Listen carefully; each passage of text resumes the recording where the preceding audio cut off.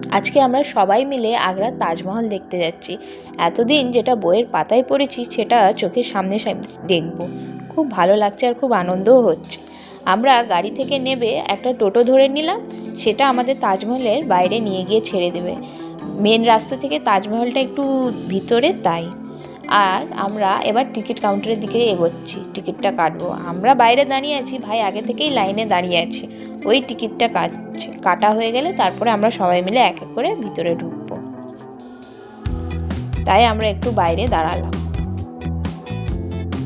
আর আস্তে আস্তে আমরা ভিতরে এবার ঢুকছি। এই দুদিকে দালান পুরো লাল পাথর দিয়ে তৈরি, আর দেখতে কতটা ভালো লাগছে দেখুন।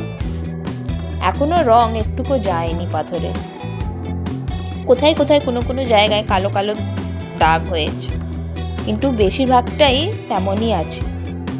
আর এই দালান দিয়ে গিয়ে দুদিকে বাগান, আর সামনের গেটটা দেখুন, এই গেটের ভিতর দিয়েই ঢুকতে হবে। কি বড় গেটটা! গেটের ভিতর দিয়ে গিয়ে আস্তে আস্তে এবার এগোচ্ছি। আর দুদিকেই গাছ পাতা কি সুন্দর করে সাজিয়ে রেখেছে ওরা। এই গাছগুলো কি সুন্দর করে কেটেছে ডিজাইন করে করে।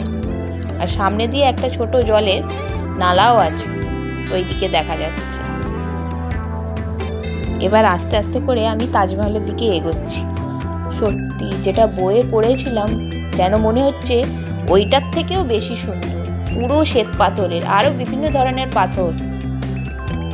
কোন যুগে তাজমহল হয়েছিল? 1632 সালে, আজ থেকে প্রায় 400-500 বছর আগে। কিন্তু তাজমহলের রং একটুকু পাল্টায়নি, পাল্টেছে অনেকটা জায়গায়। ভাবতে পারছি না যে আমি সত্যি তাজমহলের বাইরে দাঁড়িয়ে আছি। আমরা বাইরে থেকেই ঘুরছি, ভিতরে টিকিটটা কাটা হয়নি। একটু দামটা বেশি ছিল বলে টিকিটটা কাটা হয়নি। তবুও বাইরেটাও খুব সুন্দর লাগছে দেখতে। আর পাশ দিয়ে বয়ে যাচ্ছে যমুনা নদী। আর যমুনা নদী এখন যেন মনে হবে খাল হয়ে গেছে। আর জলটাও কি কালো, দূষণের জন্য। মানুষই করেছে এমনি। আমাদের তাজমহল ঘোরাটা তো খুব ভালো হলো, একটা স্মৃতি হয়ে থেকে যাবে। আজকে আমার ভিডিওটা এই পর্যন্তই। আমার ভিডিওটা যদি আপনাদের ভালো লেগে থাকে, প্লিজ আমার চ্যানেলটাকে লাইক, শেয়ার আর সাবস্ক্রাইব করবেন।